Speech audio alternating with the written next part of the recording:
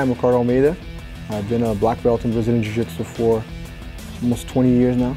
Started training in 1992 back at Gracie Barra in Brazil. I moved to the US in '97 to teach at the Renzo Gracie Academy. Master Renzo was opening a school in Philadelphia.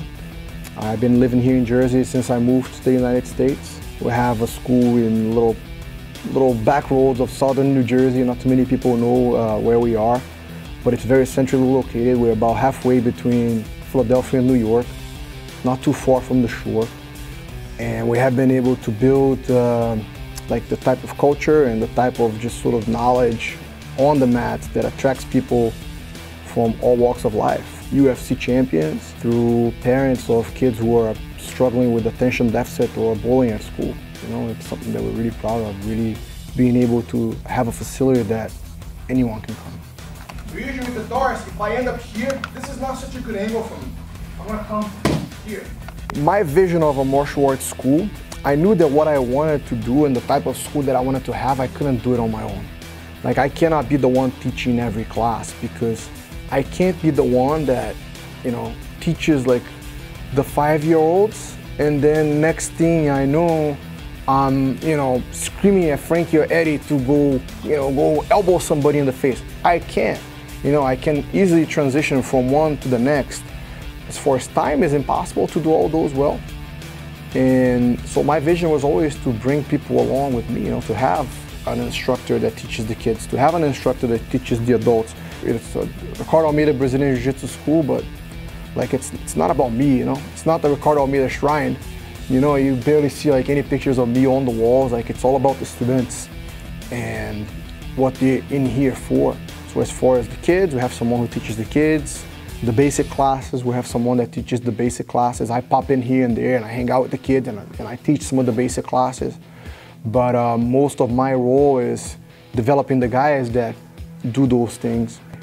I coach and I teach things to my guys that I certainly cannot do. You know, it's very different when you're 40 than when you're 20.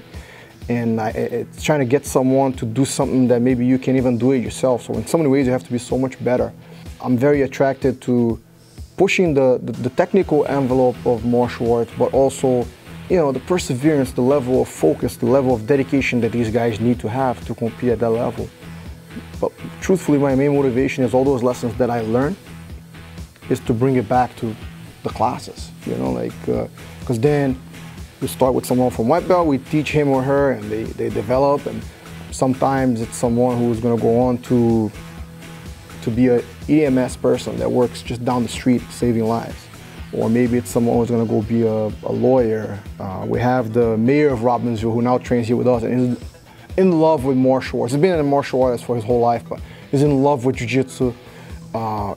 It's transformed his life. You know, you're talking about a very successful professional in his 50s, coming in and losing 30, 40 pounds and rediscovering a level of fitness and a level of confidence that he thought that age got to him, but we're never too old. We just get out of shape, we just get complacent, you know. And I think that the type of training that you get, thinking about a competition, can definitely transfer to every other area of your life. And when you have someone coming in and spending, you know, 2, 3, 4 hours a week training, now they're eating better, now they're thinking faster, you know, they're acting more decisively in everything they do in their lives, and that's such a powerful thing. You know, you could take the mayor, you could take the UFC champion, you could take the little kid who's struggling with grades, and you could take the professional that's maybe, you know, struggling to achieve a level of focus that is required to take the next level in his professional career, or maybe even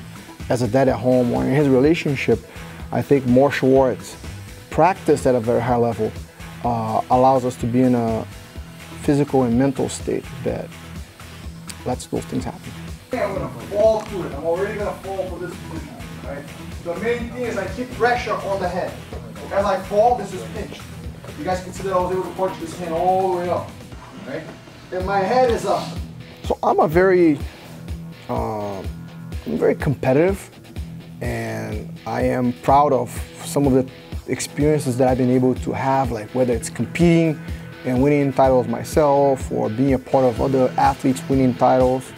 And what we have been able to do with the schools, with just the amount of people that we have here, and the type of people that we have here. You know, one of the things I'm most proud of is we're training here on the kids' mats, and we have the little kid training here, and we have the parent, and sometimes the mom and the dad training on the main mats. And to me, that's incredible, you know, to have like a whole family under the same roof, practicing Brazilian Jiu-Jitsu, practicing martial arts. As far as like achieve, there's not many things that I want to achieve. You know, like I think that a lot of the things that I set myself to do, maybe that I wanted to do maybe when I was 20, I've done them already. Now it's a matter of not going backwards, you know, and helping other people achieve their goals, you know. So when I look at it is making sure that this environment that we have here, whether it's located in this building or another building, bigger or small, doesn't matter, but the environment that we have here has been able to facilitate the type of growth that I've seen some of our students have, that this keeps going, you know, while I'm here, and hopefully well after I'm gone. You know, and that's really what I focus on. As far as like what I want to achieve, there's not much that I want to achieve individually, you know, just things with the people who I'm around.